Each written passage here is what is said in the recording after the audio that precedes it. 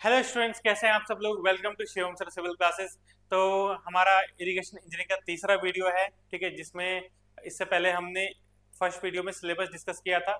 Second video में हमने classes start कर ली थी, अपना सब्जेक्ट स्टार्ट कर लिया था और methods and techniques of irrigation हमने डिस्कस कर लिया था। ठीक है, चलिए आज हमारा दूसरा चैप्टर शुरू होगा। ठीक है, दूसरा चैप्टर और तीसरा वीडियो है ये इरिगेशन का। तो दूसरे चैप्टर में हमने क्या शुरू करना है, सॉइल मॉइस्चर प्लांट रिलेशनशिप। ठीक है, आपका मृदा जलांश और पौधे में संबंध। ठीक है, सॉइल मॉइस्चर जिसको वाटर कंटेंट भी कहते हैं। ठीक है, सॉइल मैकेनिक्स में पढ़ते हो ना, वाटर कंटेंट। ठीक है, आज उसी की बात होगी। चलिए, तो उसको हिंदी में जलांश भी कहते हैं, सॉइल मॉइस्चर भी कह सकते हो, वाटर कंटेंट भी कह सकते हो। ठीक है, अब यहाँ से एग्जाम में क्या आता है, देखिए कोई भी चीज अगर आप पढ़ते हो तो हमारा जो मुख्य उद्देश्य है, ठीक है, वो नॉलेज ग्रैब करने से ज्यादा एग्जाम क्वालिफाई करना है। ठीक है, तो थोड़ा ध्यान रखिएगा, आपको पता होना चाहिए कि किस टॉपिक से एग्जाम में क्या आता है। मान लीजिए कोई टॉपिक आपको पढ़ने में बहुत अच्छा लगता है पर वो एग्जाम में आता ही नहीं है, तो उसको पढ़ के कोई फायदा है नहीं। ठीक है, उसको आप अपनी आदत या अपने मजे के लिए पढ़ सकते हो। ठीक है, लेकिन वो आपको एग्जाम में बेनिफिट नहीं हो रहा है। अगर कोई टॉपिक एग्जाम में नहीं आ रहा है तो उसे पूरा छोड़ दिया करिए। ठीक है, चलिए, तो एग्जाम में यहाँ से क्या क्वेश्चन आता है, तो देखिए यहाँ से आपसे सबसे पहले क्वेश्चन आपसे पूछा जाएगा, बताइए कौन सा वाटर है जो पौधों के लिए सबसे उपयोगी होता है। ठीक है, तो आंसर होता है कैपिलरी वाटर। तो कैपिलरी वाटर का आपसे क्वेश्चन पूछा जाएगा। ठीक है, आपसे क्वेश्चन पूछा जाएगा ऐसा कौन सा वाटर है जो सॉइल को अगर हम 105 से 110 डिग्री सेल्सियस पे पकाएं तो अलग हो जाएगा, हाइग्रोस्कोपिक वाटर। ठीक है, हाइग्रोस्कोपिक वाटर का क्वेश्चन पूछा जाएगा आपसे। ठीक है, आपसे पूछा जा सकता है किस पानी को हम सॉइल के स्ट्रक्चर से अलग ही नहीं कर सकते। ठीक है, तो आंसर क्या होता है, स्ट्रक्चरल वाटर। ठीक है, तो ये सब मैं अभी आपको पढ़ाऊंगा आगे। ठीक है, इसके अलावा वाटर कंटेंट। ठीक है, वाटर कंटेंट जिसको हम यहाँ पर फील्ड कैपेसिटी बोलने वाले हैं। ठीक है, फील्ड कैपेसिटी का आपका कॉन्सेप्ट और फील्ड कैपेसिटी का न्यूमेरिकल। ठीक है, तो तीन तरह के न्यूमेरिकल मैं आपको लास्ट में कराऊंगा भी, तो वीडियो को एकदम अंत तक देखोगे तो इस टॉपिक से कभी भी एग्जाम में क्वेश्चन आएगा। ठीक है, आप आराम से कर लोगे। चलिए शुरू करें। ठीक है, तो देखिए इससे पहले एक इंपॉर्टेंट सूचना, अगर आप पेड कोर्स में जुड़ना चाहते हैं, अदर क्लासेस भी चल रही है बाइलिंगुअल फॉर्म में, हिंदी मीडियम इंग्लिश मीडियम दोनों स्टूडेंट्स के लिए। नोट्स भी मैं दोनों में लिखाता हूँ जैसे कि आप देख ही रहे हो। ठीक है, तो हमारे क्लासरूम में भी आप जुड़ सकते हो। सिविल इंजीनियरिंग का फाउंडेशन बैच है, संकल्प बैच। इसमें सभी एग्जाम्स कवर होंगे, यूपीपीएससी, जेईबी, आरआरबी, जेईबी, एसएससी, जेईबी। ठीक है, और अगर आपको कोई एग्जाम छोड़ना है तो आप उसका नॉन टेक्निकल छोड़ सकते हो, क्योंकि टेक्निकल तो सबके एग्जाम में कॉमन होता है, तो वो आपको पढ़ना ही पड़ेगा। ठीक है, चलिए, इसके अलावा एमपी वाले बच्चे भी इसमें एनरोल हो सकते हैं। ठीक है, और अदर स्टेट के भी, कोई भी स्टेट एग्जाम है, टेक्निकल वाला पोर्शन और नॉन टेक्निकल वाला पोर्शन सबके एग्जाम में अलग अलग होता है। ठीक है, इस बैच में हमने सभी कुछ इंक्लूड किया है। ठीक है, तो आने वाले समय में ड्राफ्ट्समैन की क्लासेस भी भविष्य में इसी बैच में चलेंगी, क्योंकि सिंगल बैच होगा और सारे कोर्स इसके अंदर आपके हो जाएंगे। ठीक है, ताकि आपको अलग अलग बैच परचेज करने की जरूरत ना पड़े। ठीक है, आप बस वैलिडिटी के अपनी वैलिडिटी चूज करके बैच ले सकते हैं और उसमें सभी जो इस एग्जाम के लिए आपको पढ़ना है आप उसके लिए पढ़ सकते हैं। ठीक है, चलो, हाँ, तो आज क्या पढ़ने वाले हैं, तो आज हम टाइप्स ऑफ वाटर में, और ये फील्ड कैपेसिटी, सैचुरेटेड कैपेसिटी किसे कहते हैं, परमानेंट विल्टिंग पॉइंट किसे कहते हैं, ये सारे कॉन्सेप्ट आज पढ़ेंगे। ठीक है, चलिए शुरू करें। तो हमारा पहला टॉपिक जो आज का रहने वाला है वो है टाइप्स ऑफ वाटर। ठीक है, कितने प्रकार के पानी होते हैं सॉइल के अंदर, मृदा में जल के प्रकार क्या क्या हैं। ठीक है, तो हमारे पास मुख्यतः चार प्रकार हैं आपके पास, फ्री और ग्रेविटेशनल वाटर। ठीक है, गुरुत्वाकर्षण जल। मान लीजिए बारिश हुई और पानी जमीन के अंदर रिस गया, तो पानी जमीन के अंदर रिसते रिसते ग्राउंड वाटर टेबल को ज्वाइन कर गया, इस तरह का पानी जो रिसते रहा इसको हमने क्या बोला, ग्रेविटेशनल वाटर। ठीक है, इसके अलावा हमारे पास होता है हाइग्रोस्कोपिक वाटर। हाइग्रोस्कोपिक वाटर क्या बोलता है, हाइग्रोस्कोपिक वाटर बोलता है कि एक ऐसा वाटर जो केमिकल बॉन्ड के कारण सॉइल के साथ चिपका हुआ है। ठीक है, उसको अलग करना थोड़ा मुश्किल होता है, लेकिन अगर आप टेम्परेचर बढ़ाओ तो ये बॉन्ड टूट भी जाता है। ठीक है, इस तरह के पानी को हाइग्रोस्कोपिक या एड्सॉर्ब, हिंदी में अधिशोषित जल कहते हैं। ठीक है, सबकी डेफिनेशन लिखाऊंगा मैं आपको, टेंशन मत लेना। ठीक है, स्ट्रक्चरल वाटर, संरचनात्मक जल, ये आपका सॉइल के स्ट्रक्चर का ही पार्ट होता है। अगर आपने इसको हटा दिया सॉइल में से तो सॉइल का स्ट्रक्चर ही खत्म हो जाएगा। ठीक है, और ये हटाने के, ये तभी हट सकता है जब सॉइल को आप एकदम जला दो। ठीक है, और लास्ट है कैपिलरी वाटर। तो कैपिलरी वाटर आपका सबसे इंपॉर्टेंट वाटर होता है जो पौधे के लिए सबसे ज्यादा उपयोगी होता है। ये क्वेश्चन एग्जाम में 1000 बार पूछा जा चुका है। ठीक है, चलिए, तो पकड़े एक एक को। ठीक है, सबसे पहले लिखिए आप अपनी कॉपी में ग्रेविटेशनल वाटर। ठीक है, जिसको हम फ्री वाटर भी कहते हैं। ठीक है, ग्रेविटेशनल वाटर कैसा वाटर है, तो जैसे डेफिनेशन अभी मैंने आपको समझाई कि बारिश हुई और water moves down to the ground water table by force of gravity. ठीक है, पानी जो है गुरुत्वाकर्षण बलों के कारण वाटर टेबल को ज्वाइन कर गया। ठीक है, अब वाटर टेबल क्या होता है, तो देखिए ये आपकी धरती माता हो गई। धरती ग्राउंड सरफेस का जो सिंबल है आपने सीखा होगा कॉलेज में, कुछ ऐसा दिखाते हैं। ठीक है, इस तरीके से। और कहीं जमीन के नीचे, जहां तक मुझे कुआं खोदना, कुआं आपको पता होगा ना, ट्यूबवेल आप खोदते होंगे, तो जमीन के नीचे ट्यूबवेल कहाँ तक जाती है, ऐसा तो है नहीं कि हमें एकदम सेंटर ऑफ अर्थ तक जाना है। ठीक है, जहां तक पानी आपको अधिक मात्रा में मिल जाता है, ठीक है, वहां तक हमें कुआं खोदना होता है। ठीक है, तो जहां पर आपको बहुत ज्यादा मात्रा में पानी मिल जाएगा, इसको बोलते हैं वाटर टेबल। इसका स्तर घटता बढ़ता रहता है। ठीक है, वो डिपेंड करता है आपकी टोपोग्राफी पे, स्थलाकृति पे, बारिश पे। ठीक है, और सॉइल मतलब आपका नेचर ऑफ सॉइल पे। ठीक है, इन सब पे इसकी जो स्थिति है वो ऊपर नीचे जाते रहती है। ठीक है, चलिए, तो ये हुई बारिश। ठीक है, बारिश हुई छम छम छम और सारा पानी सॉइल के अंदर जा रहा है। ठीक है, सॉइल के अंदर गया गया गया गया और ग्रेविटी के कारण, ठीक है, कोई काम करे ना करे, गुरुत्वाकर्षण हमेशा हर एक ऑब्जेक्ट पे, पृथ्वी पे काम करता है। ठीक है, तो अपने ही भार के कारण सॉइल के अंदर पानी पेनिट्रेट कर रहा है, क्योंकि सॉइल में वॉइड्स तो है ही। ठीक है, तो पानी पेनिट्रेट करते करते वाटर टेबल पे चला गया। इस तरह के पानी को आपने क्या बोला, ग्रेविटेशनल वाटर, जो ग्रेविटी से वाटर टेबल को ज्वाइन कर ले। ठीक है, ग्रेविटी के कारण जो बह रहा है, इस तरह के पानी को हमने क्या बोला, ग्रेविटेशनल वाटर। क्लियर, चलिए नेक्स्ट आपका, नेक्स्ट वाटर देखिए, अगला है आपका कैपिलरी वाटर। ठीक है, कैपिलरी वाटर किसे कहते हैं, तो कैपिलरी एक्शन किसे कहते हैं, पहले क्या आप मुझे बता सकते हैं कैपिलरी एक्शन किसे कहते हैं। ठीक है, देखिए आजकल फ्लूइड मैकेनिक्स चल रही है, क्लास में मैंने आपको पढ़ाया भी है। ये मान लीजिए कोई बर्तन है। ठीक है, इस बर्तन में मैंने पानी भर दिया और एक 12 mm से छोटी ट्यूब में लेके आता हूँ और उस पानी में डुबो देता हूँ। ठीक है, मैंने पानी में क्या डुबो दिया, 12 mm से छोटी ट्यूब। ठीक है, और अगर आप ट्यूब के अंदर का पानी का लेवल देखोगे तो बाहर के लेवल से उड़ जाएगा, मतलब ऊपर आ जाएगा। ठीक है, ऊंचा हो जाएगा। ठीक है, इसको बोलते हैं कैपिलरी राइज, और इसी फेनोमेना को क्या बोलते हैं, कैपिलरी एक्शन। ठीक है, केशिका क्रिया। अब ये तो मैंने ट्यूब का आपको एग्जांपल दिया, पर हम तो सॉइल पढ़ रहे हैं। ठीक है, और सॉइल के अंदर ये सब कैसे होता है, तो देखिए सॉइल के अंदर होते हैं वॉइड्स। ठीक है, इसका एक और एग्जांपल है दिया और बाती। ठीक है, दिया और बाती क्या है, एक टीवी सीरियल का नाम भी था। ठीक है, लेकिन हमारा यहाँ पे दिया बाती क्या है, दिया बाती का में भी आपका कैपिलरी एक्शन फेनोमेना जो है वो फॉलो होता है। ठीक है, क्योंकि जो बत्ती होती है, ठीक है, ये बत्ती दिए तक ऐसे जाती है। अब अगर आप देखोगे, सबको पता है, ठीक है, जो ऑयल है वो कहीं नीचे, यहाँ पर ऑयल है और हम आग लगा रहे हैं यहाँ पे। ठीक है, तो ऐसा कैसा चमत्कार हो गया। ठीक है, क्या ये भगवान का चमत्कार है कि ये लौ जलने लग गई। ठीक है, ऐसा क्यों हुआ, ऐसा क्यों हुआ कि लौ जलने लग गई और लौ जलती रह रही है देर तक, क्योंकि रुई तो जल्दी बुझ जाती, मतलब जल्दी जल के राख हो जाती है। ठीक है, तो ये जो तेल है ये नीचे से ऊपर की ओर जाता है। ठीक है, कोई हमने एक्स्ट्रा मोटर लगाई नहीं, तो क्या हुआ, तो यहाँ पर वॉइड्स मौजूद थे, क्या, छोटे छोटे छिद्र वॉइड्स मौजूद थे।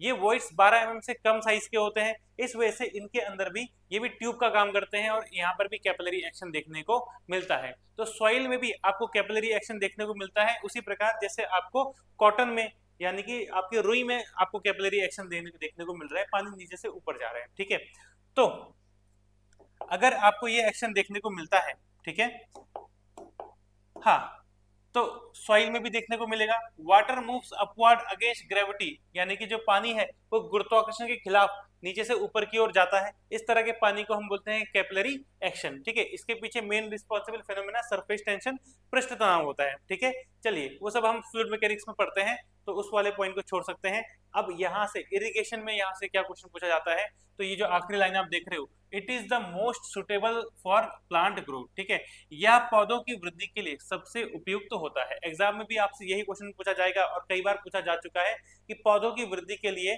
प्लांट की ग्रोथ के लिए सबसे उपयोगी जल कौन सा होता है। ठीक है, कौन सा होता है, कैपिलरी वाटर होता है। क्लियर, ध्यान में रहेगा। चलिए आगे बढ़े। ठीक है, नेक्स्ट है आपका,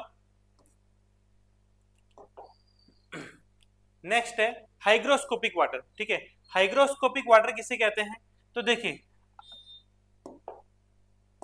ये है हमारा सॉइल मॉलिक्यूल, और मेरे सॉइल मॉलिक्यूल ने, ठीक है, सॉरी एडेशन के कारण, ठीक है, जो वाटर के मॉलिक्यूल्स हैं, ठीक है, उनको पकड़ा हुआ है। ठीक है, केमिकल बॉन्डिंग के कारण उनको पकड़ा हुआ है और छोड़ नहीं रहा। ठीक है, तो सॉइल के पार्टिकल्स में जो पानी मौजूद होता है, जो आपका जुड़ा रहता है, जिसको खींचना बहुत मुश्किल होता है, इन दोनों को अलग करना बहुत मुश्किल है। सॉइल के पार्टिकल और इस मॉलिक्यूल को, इस वाटर मॉलिक्यूल को अलग करना मुश्किल होता है। ठीक है, इस तरह के पानी को हम बोलते हैं हाइग्रोस्कोपिक वाटर। ठीक है, लेकिन जब हम अगर इसे अलग करना चाहते हो तो नामुमकिन नहीं है। ठीक है, आप क्या करोगे, आपको बस एक अवन लेना है। ठीक है, लेबोरेटरी में इस तरह का अवन आपको देखने को मिलेगा। इस सॉइल को लाइए और ये 105 से 110 डिग्री सेल्सियस पर सॉइल को पका दीजिए। ठीक है, तो ये बॉन्ड कमजोर हो जाएगा और ये पानी भी इवेपोरेट हो जाएगा, पानी उड़ जाएगा। ठीक है, इस पानी को पौधा ले नहीं पाता, क्योंकि ये पौधा, ये किसी काम का नहीं है पौधे के लिए। ठीक है, क्योंकि सॉइल पार्टिकल ने पौधे, ये पानी को बहुत जकड़ा हुआ है। ठीक है, तो पौधे की जो रूट्स होती हैं, जो जड़ें होती हैं, उसमें इतनी शक्ति नहीं होती इस पानी को खींच सके। ठीक है, तो वो इस पानी को खींच ही नहीं पाता। तो आपका हाइग्रोस्कोपिक वाटर जो है पौधे के लिए किसी काम का नहीं है। ठीक है, और इसको सॉइल से अलग करना भी बहुत मुश्किल है। आप कैसे अलग कर सकते हैं, आप इसे 105 से 110 डिग्री सेल्सियस पे अवन पे पकाइए, तब जाके ये पानी अलग हो पाएगा। क्लियर, चलो आगे बढ़ें। ठीक है, नेक्स्ट है आपका हाइग्रोस्कोपिक वाटर के अलावा। ठीक है, और कौन सा वाटर था हमारे पास, तो हमारे पास लास्ट जो वाटर है वो है स्ट्रक्चरल वाटर। ठीक है, स्ट्रक्चरल वाटर ऐसा वाटर है जिसमें सॉइल कण ने, ठीक है, पानी को बहुत जोर से पकड़ा हुआ है, वो अलग ही नहीं होगा। ठीक है, अगर आप पूछेंगे कि किस तरह के जल को हम सॉइल से अलग नहीं कर सकते, वो है स्ट्रक्चरल वाटर। इसके नाम में लिखा हुआ है संरचनात्मक जल। ठीक है, संरचनात्मक जल का मतलब क्या होता है, संरचनात्मक जल का मतलब होता है आपका कि it is a part of structure, it is a part of structure. ठीक है, हिंदी में भी लिखेंगे हम इसके लिए इसको। ठीक है, यह, ये जो जल है यह मृदा की संरचना, ठीक है, मृदा की संरचना का ही भाग है। अब देखो, अगर कोई हमारी बॉडी से ही जुड़ा हुआ है, ठीक है, तो क्या उसको अलग किया जा सकता है, तो एग्जाम में आपसे क्वेश्चन पूछा जाएगा कौन सा जल है जिसे सॉइल से अलग नहीं किया जा सकता। ठीक है, अगर स्ट्रक्चरल वाटर ऑप्शन में है तो इसको टिक लगाना। अगर स्ट्रक्चरल वाटर ऑप्शन में नहीं है, ऐसा एग्जाम में हो चुका है एक बार, ठीक है, जहां पर स्ट्रक्चरल वाटर ही ऑप्शन में नहीं था, उस केस में हाइग्रोस्कोपिक वाटर को टिक लगाया जा सकता है। ठीक है, हाइग्रोस्कोपिक वाटर इससे पहले जो हमने पढ़ा जिसे एड्सॉर्ब वाटर भी कहते हैं। ठीक है, एड्सॉर्ब वाटर भी नोट्स में ऐड कर दीजिएगा। तो हाइग्रोस्कोपिक वाटर को भी अलग करना मुश्किल है। ठीक है, तो हमें अगर एग्जाम में ये ऑप्शन नहीं होता है तो आप हाइग्रोस्कोपिक टिक लगा सकते हैं, ऐसा एक बार पहले हो चुका है। ठीक है, लेकिन इस पानी को आप अलग नहीं कर सकते। ठीक है, अब आप बोलोगे इस पानी को हम अलग कैसे करें, अगर 105 से 110 डिग्री सेल्सियस पे पकाओगे तो भी ये पानी सॉइल छोड़ता नहीं है। ठीक है, तो क्या करना पड़ेगा, तो आपको 300 डिग्री से ऊपर टेम्परेचर ले आना पड़ेगा। 300 डिग्री सेल्सियस से ऊपर टेम्परेचर ले जाके जब सॉइल को आप पकाओगे, अब उसको पकाना नहीं बोलते, उसको बोलते हैं जलाना। और जब कोई चीज जलती है तो क्या बनती है, तो वो राख बनती है। ठीक है, क्या बनती है, ऐश बन जाती है। ठीक है, तो मिट्टी के जो मिनरल्स हैं उसको रासायनिक रूप से जो बंधा पानी है इसको हम बोलते हैं आपका स्ट्रक्चरल वाटर, और जो केवल राख बनने के बाद ही निकलता है। यानी कि आप जब ये पूरा राख बन जाएगा, अब राख बनने का मतलब क्या हो गया, सॉइल ने अपना पूरा क्रिस्टलाइन स्ट्रक्चर खो दिया। ठीक है, फिर आप उसको सॉइल भी नहीं बोलोगे, फिर तो वो क्या कहलाएगा, राख ही कहलाएगा। ठीक है, तो स्ट्रक्चरल वाटर को अलग करना नामुमकिन है। ठीक है, इसमें आप ये वाला पॉइंट लिख सकते हो। क्लियर, समझ में आ रहा है। ठीक है, चारों तरह के वाटर आपको समझ में आ गए। तो ये सब चीजें आपको नोट्स में भी अपने ऐड करनी है। ठीक है, चलिए, तो ये थे हमारे 4 प्रकार के वाटर। ठीक है, जिसमें gravity water, capillary water, hygroscopic water. ठीक है, हाइग्रोस्कोपिक वाटर आपने समझ लिया, ध्यान रखना इसका दूसरा नाम भी लिख लेना, इसको बोलते हैं एड्सॉर्ब्ड वाटर। ठीक है, डी है ये। ठीक है, कंफ्यूज मत होना, एक ये भी होता है, एब्जॉर्ब भी होता है ना, पर एब्जॉर्ब नहीं लिखना है, इसको एडजॉर्ब्ड वाटर लिखना है। ठीक है, हाइग्रोस्कोपिक वाटर को एडजॉर्ब वाटर भी कहते हैं, और ये हिंदी में अधिशोषित जल कहलाता है, अधिशोषित जल कहलाता है। ठीक है, क्लियर। और लास्ट है हमारा स्ट्रक्चरल वाटर। ठीक है, चारों तरह के जल आपको क्लियर हो गए।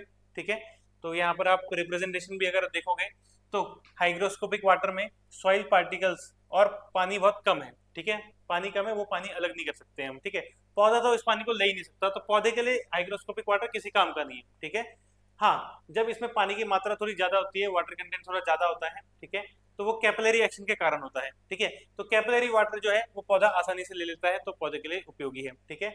और अगर आप पानी और ज्यादा मिलाओगे तो मिट्टी बहुत ज्यादा गीली हो जाएगी और ज्यादा से ज्यादा पानी नीचे रिसना शुरू कर देगा और वो क्या कहलाएगा, आपका ग्रेविटेशनल वाटर कहलाएगा। उस कंडीशन में आपकी जो सॉइल है वो फुल्ली सैचुरेटेड भी आप उसको बोल सकते हो, ठीक है।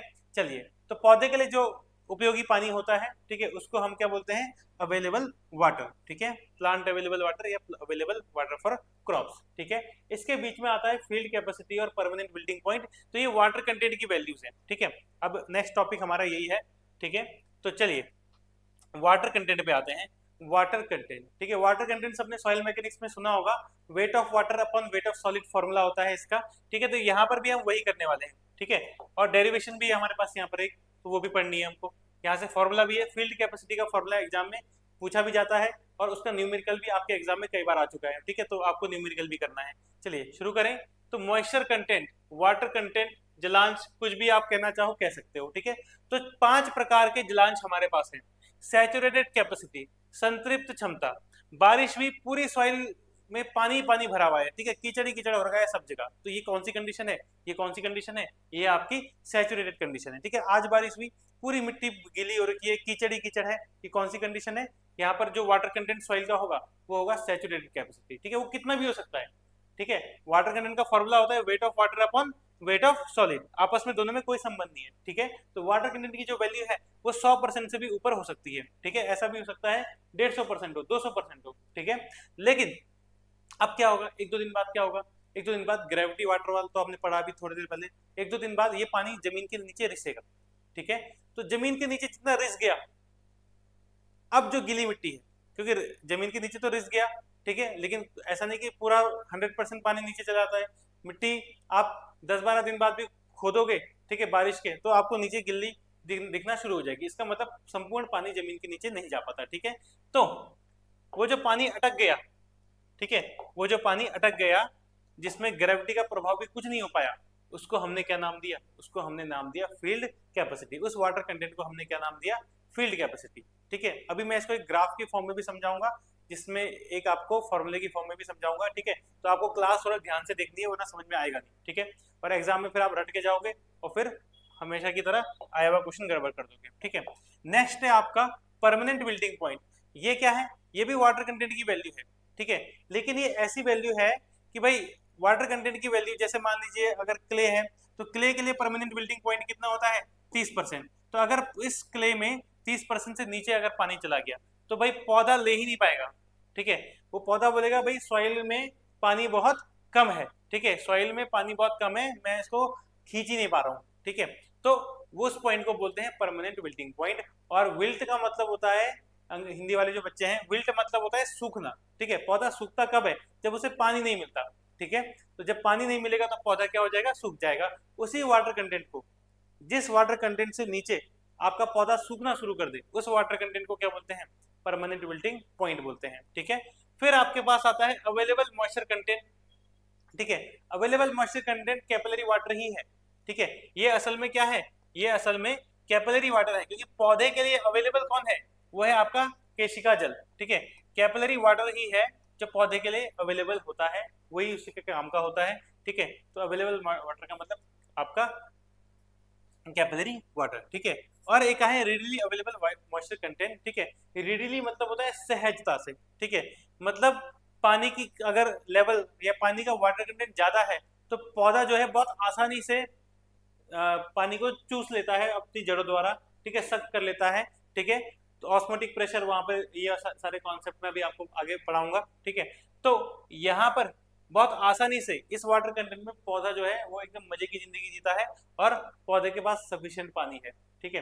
तो ये जो पानी है ये क्या है, आपका रेडिली अवेलेबल मॉइस्चर कंटेंट, ठीक है। तो चलिए, हर पौधे के लिए पानी की जो खुराक है वो अलग है और हर सॉइल के लिए वाटर होल्डिंग कैपेसिटी भी अलग है, ठीक है। तो इनको हम थ्योरी के रूप में भी लिखते हैं, ठीक है, फॉर्मूले के रूप में भी लिखते हैं। चलिए, उसके लिए मैं आपको थोड़ा और इसको समझाना चाह रहा हूँ, क्योंकि यहाँ से न्यूमेरिकल भी आता है, ठीक है। क्या न्यूमेरिकल आएगा, तो आपसे अवेलेबल वाटर के फॉर्मूला पूछता है या उधर से आपका कोई न्यूमेरिकल भी बन जाता है, ठीक है। चलिए शुरू करें, ठीक है। देखो तो सब यहाँ पे ध्यान देना, इसको मैं आपको थोड़ा समझा रहा हूँ ऐसे, ठीक है, कि मान लेते हैं सॉइल में वाटर कंटेंट की वैल्यूज है, ठीक है, वाटर कंटेंट की वैल्यूज है, तो ये मैं परसेंटेज में दिखा रहा हूँ कि पानी मान लो 1 किलो है, 1 किलो में सॉइल में 1 किलो पानी मिला दो तो 100% वाटर कंटेंट हो जाएगा, ठीक है। तो देखिए यहाँ पे सॉइल है, मैं क्ले की बात कर रहा हूँ, ठीक है, तो मान लीजिए सॉइल में आपका शुरुआत में वाटर कंटेंट कितना है 100%, ठीक है, शुरुआत में पानी कितना है 100%, लेकिन बारिश हुई, ठीक है, बारिश हुई तो वाटर कंटेंट कितना हो गया 150%, ठीक है। एक दो दिन बाद जब हम आए तो पानी काफी हद तक जमीन के नीचे चला गया, ठीक है, तो वाटर कंटेंट की वैल्यू कम हो गई, कितनी हो गई 100% हो गई, ठीक है। और धूप पड़ी, धूप पड़ते पड़ते पानी इवेपोरेट होता रहा, ठीक है, और ये पानी कहाँ तक आ गया आपका 30% तक आ गया, ठीक है, और एकदम सूखाई वगैरह पड़ गया तो हो सकता है किसी टाइम पे बंजर जमीन हो जाए, तो वाटर कंटेंट बंजर जमीन का कितना होता है 0% होता है, ठीक है। इसको ग्राफ में दिखाइए, ठीक है, इसको किस में दिखाइए ग्राफ में दिखाइए। अब सब देखना, ये है मेरा 0%, वाटर कंटेंट क्या है 0, ठीक है। फिर यहाँ पर थोड़ा और ऊपर आओ, वाटर कंटेंट का मैं ग्राफ बना रहा हूँ, तो मुझे 30% कहाँ पे दिखाना होगा यहाँ पे, ठीक है। अब क्ले की अगर बात करो तो क्ले के लिए ये 30% वाला जो पॉइंट होता है इसको बोलते हैं परमानेंट विल्टिंग पॉइंट। क्या बोलते हैं इसको? परमानेंट विल्टिंग पॉइंट, ठीक है। और परमानेंट विल्टिंग पॉइंट से नीचे जो पानी होता है इसको बोलते हैं हाइग्रोस्कोपिक वाटर, ठीक है, हाइग्रोस्कोपिक वाटर, ठीक है, अधिशोषित जल, ठीक है, पौधे के लिए बिल्कुल उपयोगी नहीं है, इसीलिए इसी का नाम क्या है, उपलब्ध नहीं है, अनअवेलेबल, ठीक है, अनअवेलेबल वाटर भी हम इसी को कहते हैं, ठीक है। चलिए क्लियर। तो अगर मैं आपसे बोलूं कि किसी सॉइल का परमानेंट विल्टिंग पॉइंट 30% है तो इसका मतलब ये है कि भाई 30% तक अगर सॉइल में वाटर कंटेंट होगा भी तो पौधे के लिए किसी काम का नहीं है, तो पानी और डालिए सॉइल में, पानी और डाल दियो सॉइल में, ठीक है, पानी इतना डालो कि वो 100% पहुंच जाए, ठीक है।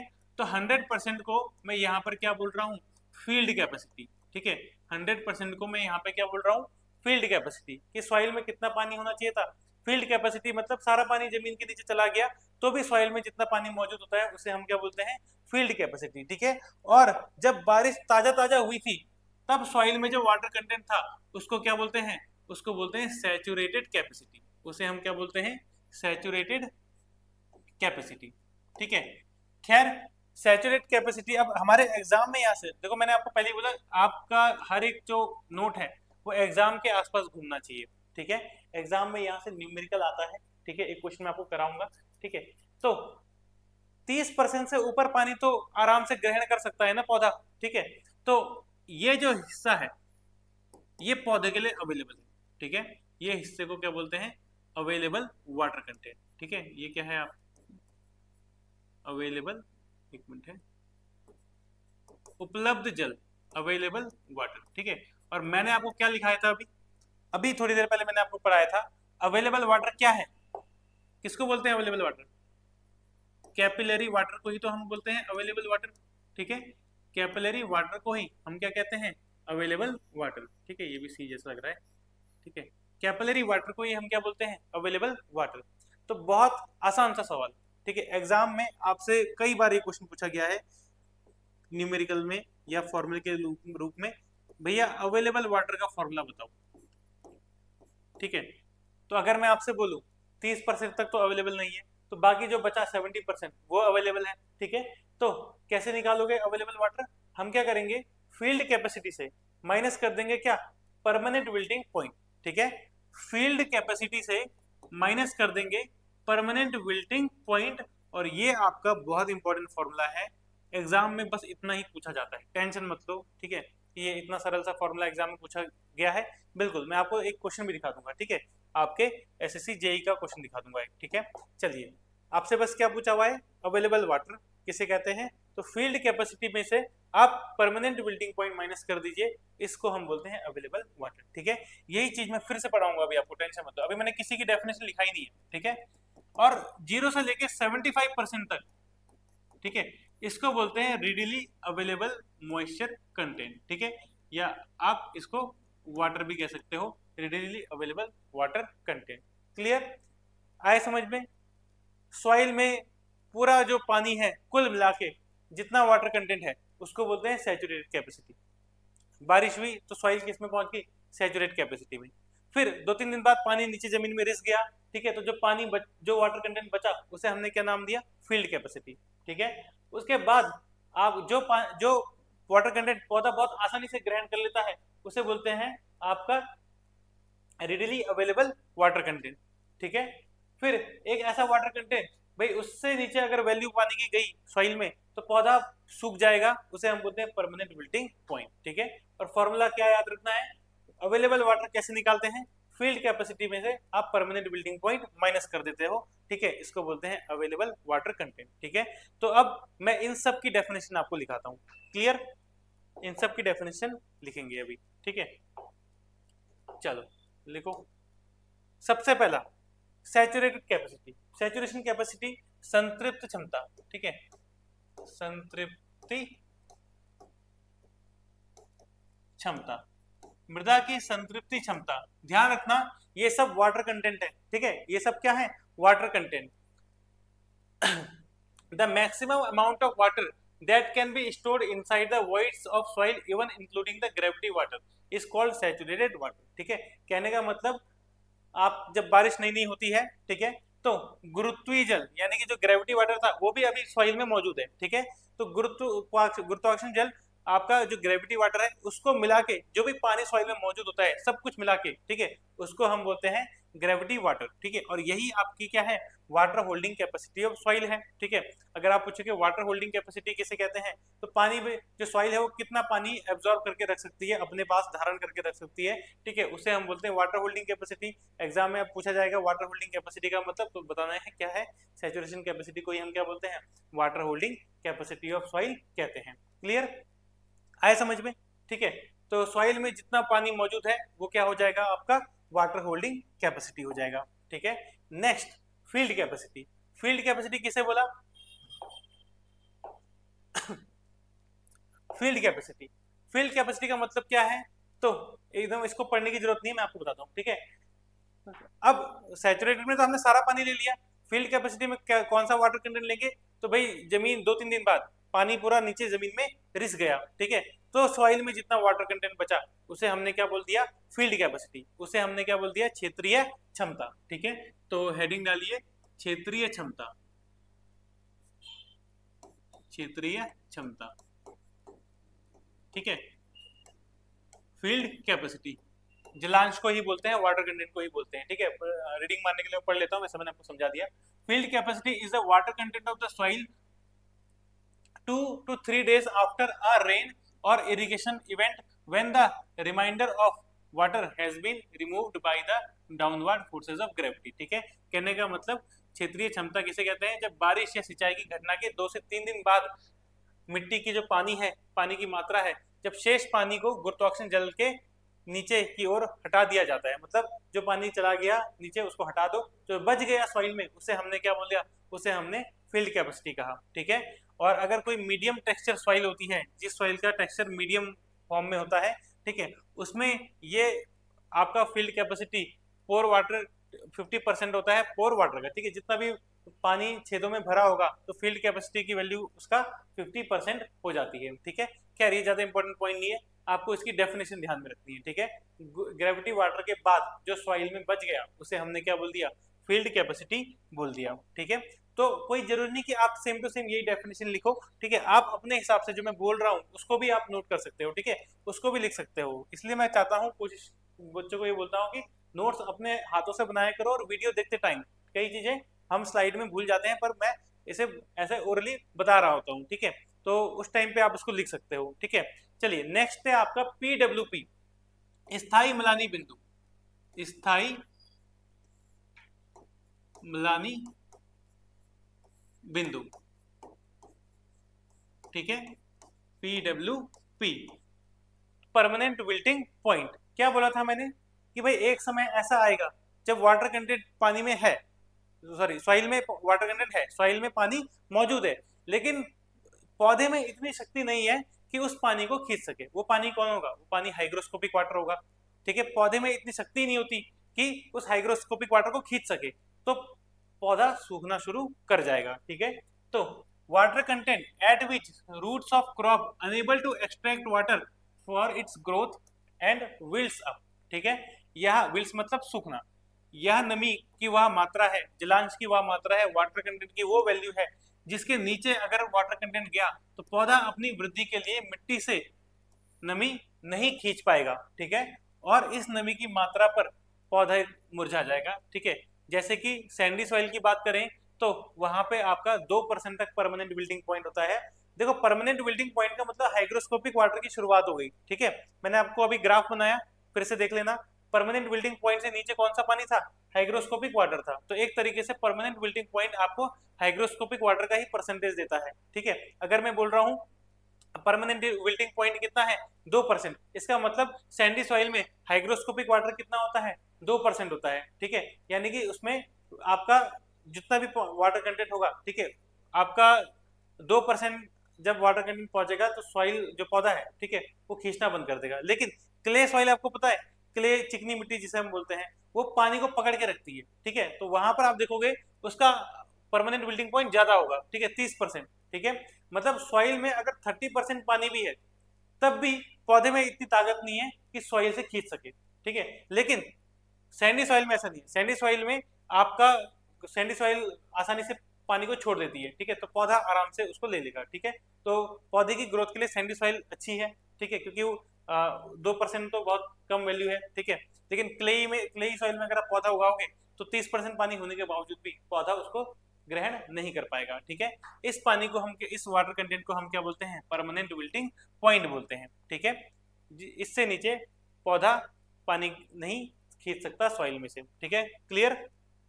चलो समझ में आया, ठीक है। Permanent wilting point. अभी फिर से मैं वो ग्राफ आपको दिखाऊंगा, ठीक है, वो आपको याद करना है। नेक्स्ट है हमारा रेडिली अवेलेबल मॉइस्चर कंटेंट। तो मैंने आपको बोला कि वो वाटर कंटेंट जहाँ पौधा एकदम खुश है, ठीक है। अब जैसे हम बोल रहे हैं कि भाई सॉइल के लिए 30, ये क्ले के लिए 30% वैल्यू होती है, ठीक है।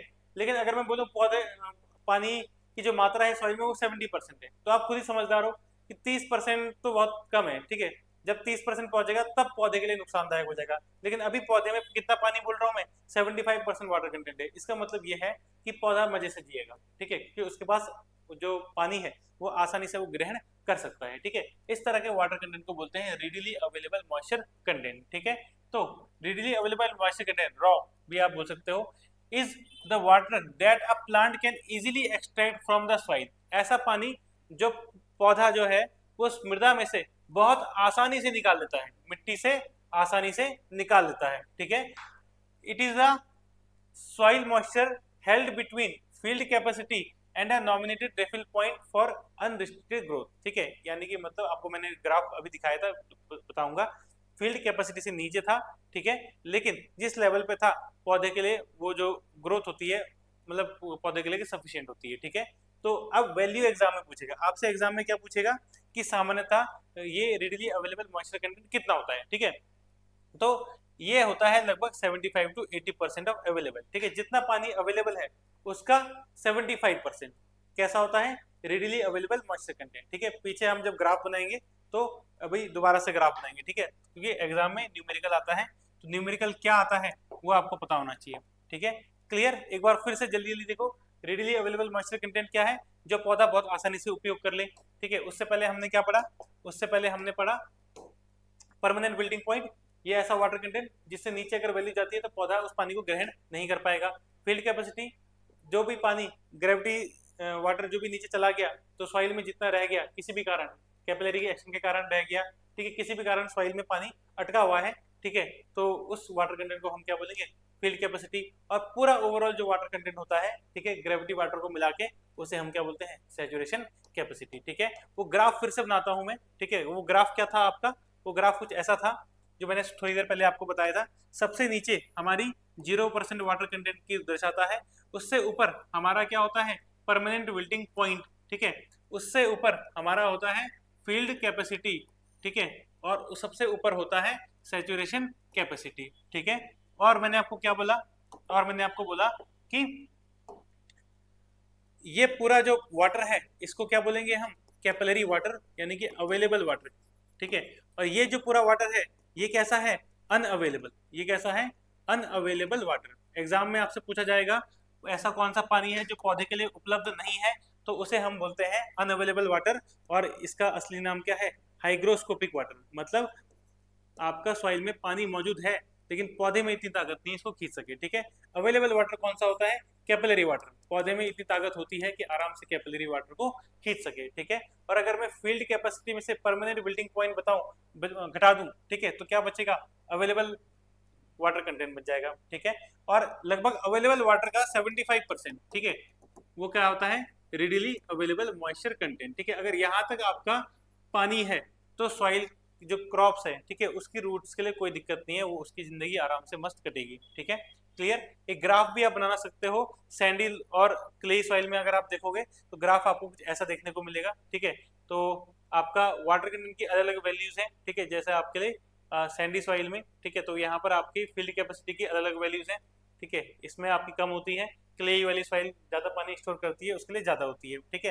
तो सिर्फ सैंड और क्ले का एग्जांपल दे सकते हो, ठीक है। ऐसी हिसाब से परमानेंट बिल्डिंग पॉइंट की वैल्यूज भी लगभग 30% तक तो होती है क्ले के लिए, ठीक है, और सैंड के लिए लगभग 2% हो जाती है, ठीक है। तो ये ग्राफ आपको कॉपी में बनाने की जरूरत नहीं है, लेकिन इसको बनाना है आपने, ठीक है। और फॉर्मूला भी लिखिए कॉपी में।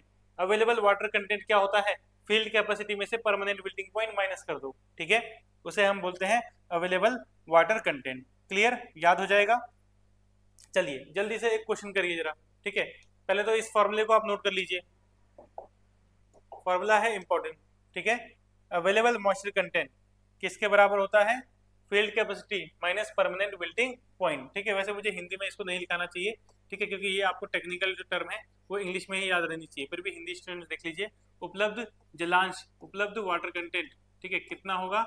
ये होगा आपका फील्ड कैपेसिटी यानी कि क्षेत्रीय क्षमता, क्षेत्रीय क्षमता minus permanent wilting point, Hindi में बोलते हैं स्थायी गलानी मिलानी बिंदु, ठीक है, स्थायी मिलानी बिंदु, ठीक है। चलो क्लियर? समझ में आया? अगर समझ में आया हो तो जल्दी से इस क्वेश्चन को करके बताइए, ठीक है। अगर आपको समझ में आया है तो इस क्वेश्चन को करके बताइए जल्दी। For a soil field capacity and permanent building point coefficient are 30% and 12% respectively, the available water in this case, ठीक है। एक मिट्टी के लिए क्षेत्रीय क्षमता और परमानेंट बिल्डिंग पॉइंट का गुणांक 30% और 12% है। इस मामले में उपलब्ध पानी क्या होगा? ठीक है, उपलब्ध पानी को हम क्या बोलते हैं? Available water. अभी पीछे आपको फॉर्मूला लिखाया, अवेलेबल वाटर, अवेलेबल वाटर या कैपिलरी वाटर भी कह सकते हो। किसके बराबर होता है? जब हम फील्ड कैपेसिटी में से माइनस कर देते हैं परमानेंट बिल्डिंग पॉइंट। पीछे यही फॉर्मूला लिखाया था, ठीक है। फील्ड कैपेसिटी कितना है? 30% और परमानेंट बिल्डिंग पॉइंट कितना है? 30%। परमानेंट बिल्डिंग पॉइंट कितना है? 12%। और ऐसे फालतू सवाल भी एग्जाम में आते हैं, ठीक है। पर ध्यान रखना ये तभी है जब आपने सब पढ़ा होगा, ठीक है। क्या आंसर हो जाएगा आपका? 18% आंसर हो जाएगा, ठीक है। तो इस तरह के न्यूमेरिकल भी एग्जाम में पूछे जाते हैं और इसी तरह के आते हैं, ठीक है। चलिए नेक्स्ट है आपका, ये बहुत इंपॉर्टेंट पार्ट है, ठीक है। Depth of water stored in root zone, ठीक है। रूट जोन किसे कहते हैं? चलिए देखिए यहाँ पे, ये मान लो ग्राउंड हो गया, ये जमीन हो गई, ठीक है।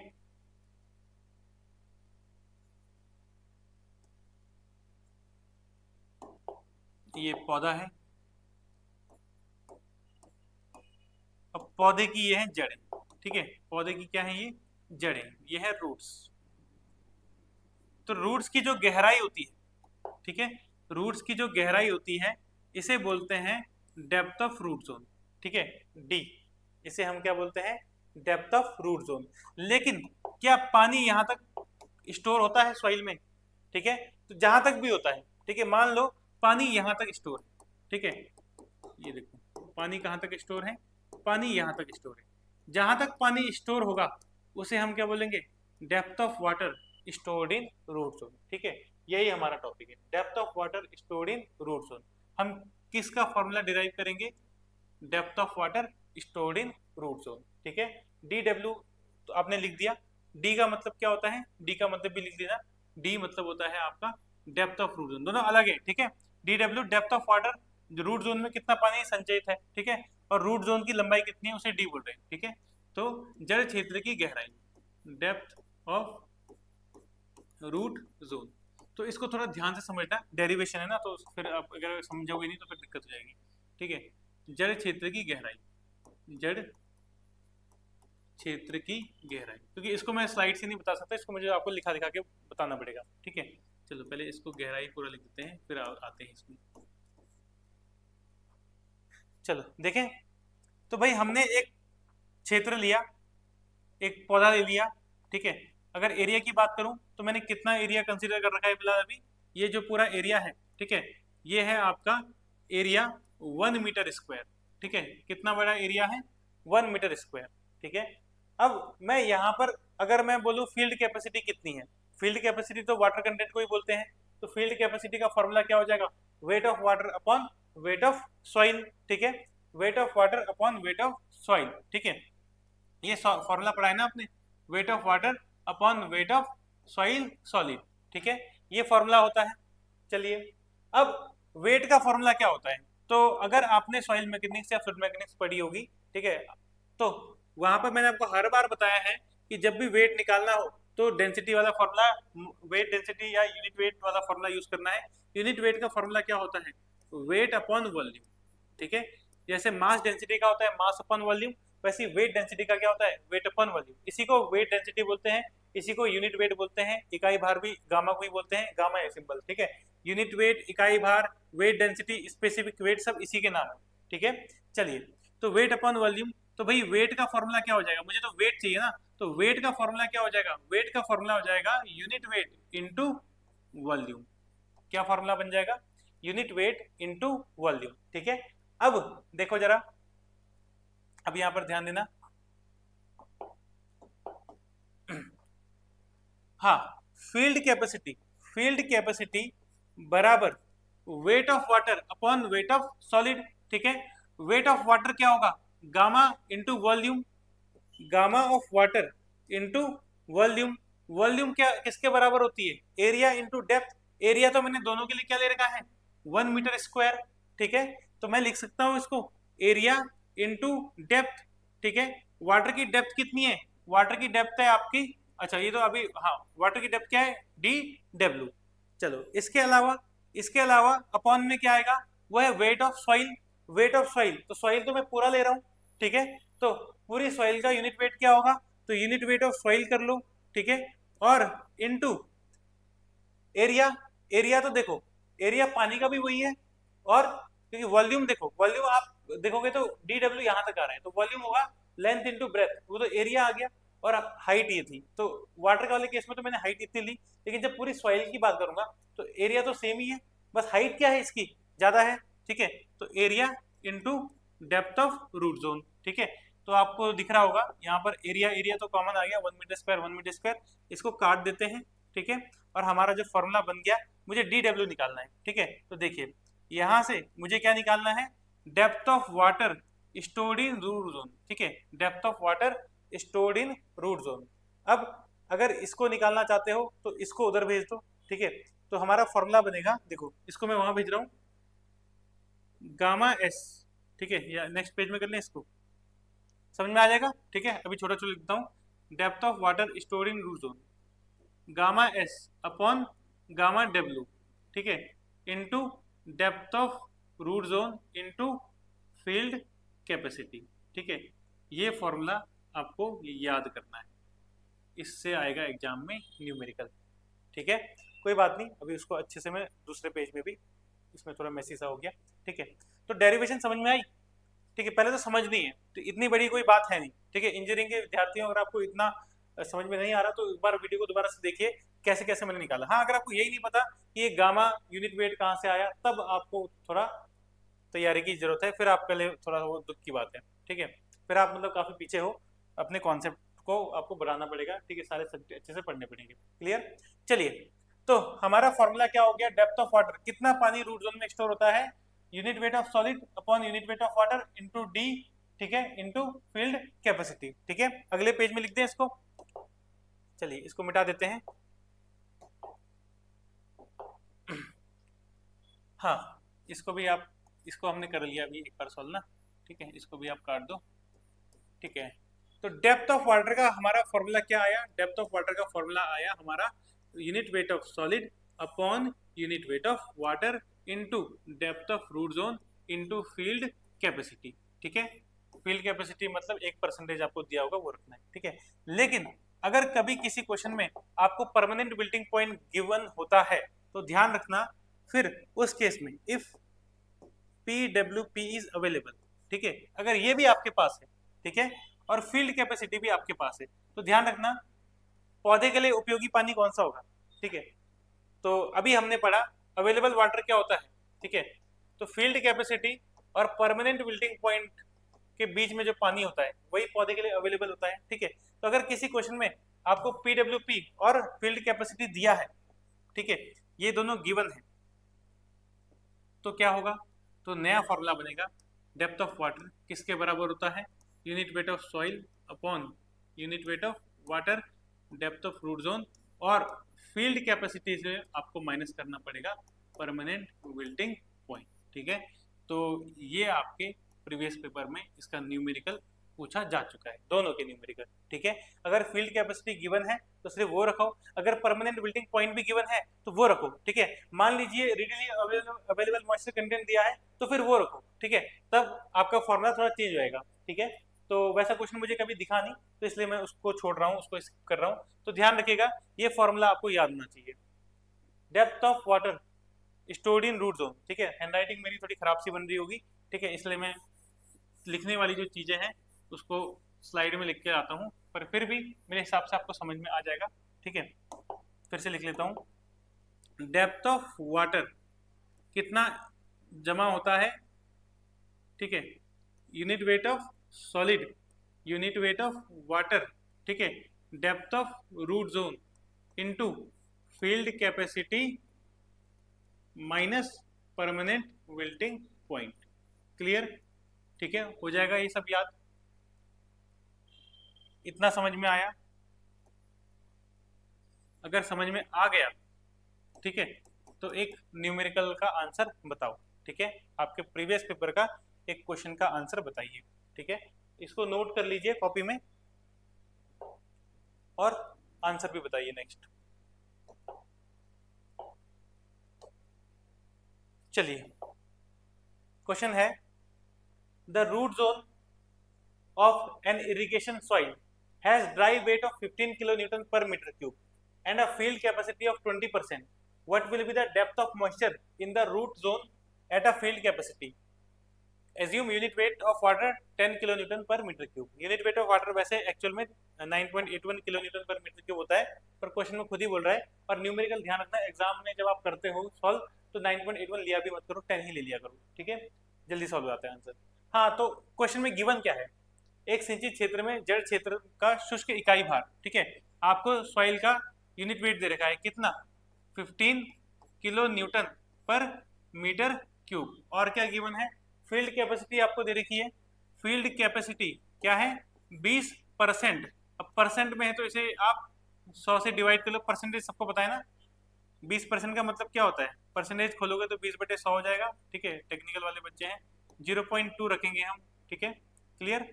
चलिए, इसके अलावा आपको क्या गिवन है, इसके अलावा पानी का जो यूनिट वेट है वो बोल रहा है 9.81 तो देना, क्योंकि कैल्शियम आपका एग्जाम में अलाउड नहीं है, ठीक है, तो 10 ले लेना किलो न्यूटन पर मीटर क्यूब, ठीक है। क्या बताना है आपको, और फील्ड क्षमता की स्थिति में जड़ क्षेत्र में नमी की गहराई क्या होगी, ठीक है, ये बताना है आपको। डेप्थ ऑफ वाटर, वाटर मतलब moisture in root zone, root zone में कितना पानी स्टोर होगा, ठीक है। तो सीधा सीधा फॉर्मूला हमारे पास है, DW का फॉर्मूला, बार बार फॉर्मूला लिखो, gamma S upon gamma W into depth of root zone, ठीक है, इंटू फील्ड कैपेसिटी, ठीक है। अब आप बोलोगे sir depth of root zone तो नहीं दे रखी है, तो ध्यान रखना जब डेप्थ ऑफ रूट जोन नहीं दे रखी है तो जरा ऑप्शन देखो, यहाँ पर लिखा हुआ है पर मीटर, इसका मतलब है सिर्फ 1 मीटर के लिए निकालनी है, 1 metre depth of root zone के लिए आपको वाटर स्टोरेज निकालना है, ठीक है। तो क्वेश्चन में नहीं पर ऑप्शन में लिखा हुआ है पर मीटर आंसर, ठीक है, इसका मतलब डेप्थ ऑफ रूट जोन कितना है 1 मीटर है, ठीक है। तो गामा S कितना हो गया 15, ठीक है, अपॉन में आ गया 10, डेप्थ ऑफ रूट जोन कितनी हो गई 1 मीटर, फील्ड कैपेसिटी कितनी हो गई 0.2। इसको सॉल्व करते हैं जरा, ठीक है, तो कितना बैठेगा आपका, ये आ जाएगा 0.3। देखो सब कुछ किस में रखा हुआ है, अब देखो ये भी किलो न्यूटन पर मीटर क्यूब में, ये भी किलो न्यूटन पर मीटर क्यूब में, यूनिट से यूनिट कट जाएंगी तो इनकी तो यूनिट आप कुछ भी हो कोई फर्क नहीं पड़ता, ठीक है। आगे देखो डेप्थ मैंने किस में रखी है, मीटर में, और ये तो परसेंटेज था, इसकी कोई यूनिट नहीं होती, तो जिसमें डेप्थ रखोगे ना आंसर भी उसी में आएगा। ठीक है, तो मैंने मीटर में रखा और आंसर भी मीटर में आया। कितना आया, 0.3 मीटर। ठीक है, चलिए, और पर ऑप्शन में मुझे क्या दे रखा है, ऑप्शन में मुझे दे रखा है एमएम में, तो एमएम में मुझे 1000 से गुणा करना पड़ेगा। ठीक है, तो ये आंसर आ गया आपका 300, इसको हटा देते हैं, 300 mm। ठीक है, अब क्योंकि मैंने डेप्थ कितनी ली थी रूट जोन की, 1 मीटर ली थी। ठीक है, तो 1 मीटर डेप्थ के लिए मेरा ये क्या है, 300 mm आपकी डेप्थ ऑफ वाटर, यानी कि 1 मीटर डेप्थ होगी तो कितना पानी उसमें स्टोर होगा, 300 mm डेप्थ तक पानी स्टोर होगा, 1 मीटर में 300 mm डेप्थ पानी स्टोर होगा। ठीक है, तो क्या आंसर हो जाएगा, 300 mm पर मीटर। ठीक है, तो कंफ्यूज मत होना पर मीटर से, पर मीटर का मतलब बस यहाँ पर ये था कि डेप्थ ऑफ रूट जोन आपने 1 मीटर ली है, 1 मीटर के लिए आपने ये आंसर निकालना है। ठीक है, हर बार 1 मीटर थोड़ा लोगे, जब दिया नहीं है तब लिया आपने। ठीक है, वरना क्वेश्चन में नॉर्मली दिया रहता है। ठीक है, चलिए, अगर ये समझ में आया हो तो जल्दी से अगला सवाल।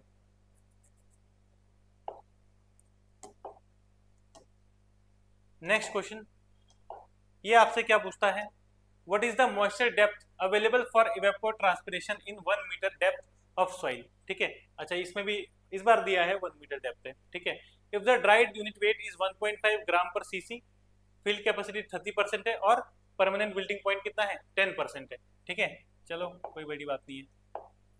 देखो, एक मिट्टी की गहराई, तो इस बार डेप्थ ऑफ रूट जोन कितनी दे रखी है, 1 मीटर। ठीक है, मिट्टी का शुष्क भार, शुष्क भार कितना दे रखा है आपको, यूनिट वेट ऑफ सॉइल कितना दे रखा है, 1.5 ग्राम पर सीसी। अगर यूनिट वेट ऑफ सॉइल 1.5 ग्राम पर सीसी है तो यूनिट वेट ऑफ वाटर कितना होगा, ध्यान रखना, इसको डेंसिटी भी बोलते हैं। ठीक है, मैंने आपको सॉइल मैकेनिक्स क्लास में बताया है कि गामा, अब ये इस चीज में मत घुस जाना कि ये तो सर न्यूटन में नहीं है। ठीक है, न्यूटन में कन्वर्ट करो। ठीक है, उससे कोई फर्क नहीं पड़ता, आप जहां पर गामा है वहां पर रो भी लिख सकते हो। ठीक है, डेंसिटी और वेट डेंसिटी बस इतना फर्क है, एक न्यूटन में होता है और एक आपका केजी में होता है। ये आपका मास अपॉन वॉल्यूम है, ये आपका वेट अपॉन वॉल्यूम है। ठीक है, तो ज्यादा टेक्निकलिटी में घुसने की जरूरत नहीं है, बस ये बताओ मुझे कि यूनिट वेट ऑफ वाटर कितना होगा। अब आप ये बोलोगे सर वो तो 9.81 किलो न्यूटन पर मीटर क्यूब बताए, पर मुझे तो ग्राम पर सीसी में चाहिए ना। तो क्लास में आपको डेंसिटी पढ़ा रखी है ग्राम पर सीसी में, पानी की डेंसिटी कितनी होती है, 1 ग्राम पर सीसी होती है। ठीक है, ये आपको याद होना चाहिए, ये याद नहीं है तो सॉइल मैकेनिक्स आपने अच्छे से नहीं पढ़ी है। ठीक है, चलो, हाँ, और क्या है, बस, और फील्ड कैपेसिटी आपको दिया है कितना, 30%, और परमानेंट बिल्डिंग पॉइंट आपको दिया है कितना, 10%। ठीक है, परमानेंट बिल्डिंग पॉइंट पीडब्ल्यूपी।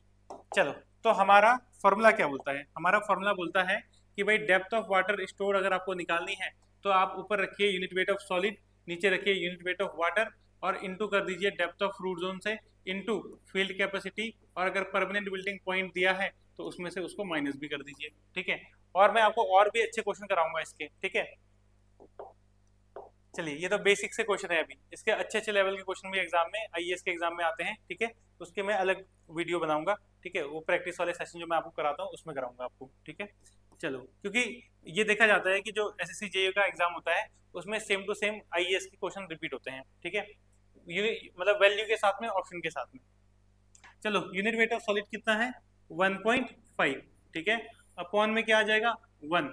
अब आप ये भूल जाओ इसकी यूनिट क्या है, क्योंकि इसकी भी ग्राम पर सीसी है, इसकी भी ग्राम पर सीसी है, आपस में कट जाएंगी, उससे फर्क नहीं पड़ता। तो जो डेप्थ आप रखोगे वो आंसर होगा। तो डेप्थ आप किस में रख रहे हो, मीटर में रख रहे हो, तो ये पूरा आंसर भी किस में आ रहा है, मीटर में आ रहा है, क्योंकि ये तो आपके क्या है, ये तो परसेंटेज है, इनकी तो कोई यूनिट होती नहीं है। ये 30% था, 30% मतलब 0.3, और 10% मतलब 0.1। ठीक है, तो क्या बनेगा ये, 0.3 माइनस 0.1। ठीक है, इसको थोड़ा सॉल्व कर लीजिए तो ऐसे ही हो जाएगा। तो 0.3 में से 0.1 गया, कितना बचा, 0.2। ठीक है, 0.2 और 1.5 मल्टीप्लाई कर दीजिए तो 330 इसकी आंसर हो जाएगा। ठीक है, लेकिन नीचे इसके पॉइंट भी खोलोगे आप। ठीक है, तो पूरा सॉल्व कर लेते हैं। चलो, पर मैथ्स में थोड़ा ध्यान दीजिए, मैथ्स की क्लास भी थोड़ा अटेंड करिए, कृपा होगी, क्योंकि छोटी मोटी कैलकुलेशन भी कई बार मुझे बतानी पड़ती है तो बड़ा दुख होता है। ठीक है, ये हट गया, ये हट गया, नीचे क्या आ गए, 2 जीरो आ गए, 15 दूनी कितना होता है, 30, और अपॉन में क्या आ गया, 100। ठीक है, दो जीरो से दो जीरो कट गए, आंसर आ गया 0.3। क्योंकि मैंने इसको मीटर में रखा था तो ये पूरा आंसर भी किसमें है, मीटर में। ठीक है, पर ऑप्शन आपको एमएम में पूछे जा रहे हैं, तो भाई 1 मीटर में 1000 mm होते हैं, तो 1000 से गुणा कर दीजिए, कितना हो जाएगा ये आपका 300 mm आंसर आ जाएगा। ठीक है, तो ऐसे छुटपुट न्यूमेरिकल भी आपको आने चाहिए। ठीक है, वैसे एग्जाम में यही वाले आते हैं, मगर हमें थोड़ा अपना स्टैंडर्ड अब बढ़ाना पड़ेगा, कंपटीशन बढ़ गया है, तो हमें आईएएस वाले क्वेश्चन भी करने पड़ेंगे। ठीक है, चलिए, वैसे ये क्वेश्चन भी आपका आईएएस का ही है। ठीक है, लेकिन कुछ ऐसे टिपिकल थोड़ा परसेंटेज जिसमें घुमा फिरा के दे दिया जाए, ऐसे क्वेश्चन भी पूछे गए हैं। ठीक है, उसको मैं आपको प्रैक्टिस सेशन में कराऊंगा। चलिए, तो जल्दी से बताइए, आज की क्लास समझ में आई? ठीक है, जो भी टॉपिक हमने आज पढ़ा वो आपके पल्ले पड़ गया? ठीक है, क्योंकि मेन चीज़ है आपकी समझ में आना चाहिए, कोई भी चीज़ हो तो आपको हर एक पॉइंट क्लास खत्म होते होते आपको सब पता होना चाहिए। Gravity water, capillary water, field capacity, permanent building point, ठीक है, ये सब किसे कहते हैं, अवेलेबल वाटर का फॉर्मूला क्या होता है, ये सब आपको पता होना चाहिए। ठीक है, चलिए, तो आज के लिए हम इतना ही करते हैं, आज की क्लास के लिए इतना ही सफिशिएंट होगा। ठीक है, इसके अलावा आप एक नोट भी डाल सकते हो। अच्छा, नोट मैंने आपको लिखा दिया था कि permanent building point Sandy soil के लिए 2% होता है और क्ले के लिए 30% होता है। ठीक है, तो वो भी आपके प्रीवियस पेपर में पूछा गया है। ठीक है, चलिए, तो आज के लिए हमारी क्लास यहीं पे समाप्त होती है, दूसरा चैप्टर भी हमारा यहाँ पे समाप्त होता है। अगला चैप्टर क्या होगा, क्वालिटी ऑफ वाटर। ठीक है, हम पढ़ेंगे क्वालिटी ऑफ वाटर। ठीक है, जिसमें आपको याद होगा सोडियम एब्जॉर्प्शन रेशो, ठीक है, ये सब पढ़ा जाता है। आपका पीएच पानी का कितना होता है, इरिगेशन का, वो सब आपको उसमें पढ़ाया जाता है। ठीक है, क्लियर? तो आज के लिए इतना ही करते हैं। ठीक है, तो अगर आप अंत तक वीडियो देख रहे हैं तो इसका मतलब आप अच्छे स्टूडेंट हैं। ठीक है, और आपका 100% सिलेक्शन हो जाएगा अगर आप इतना सीरियसली पढ़ रहे हैं तो। ठीक है, थैंक यू सो मच सभी के लिए।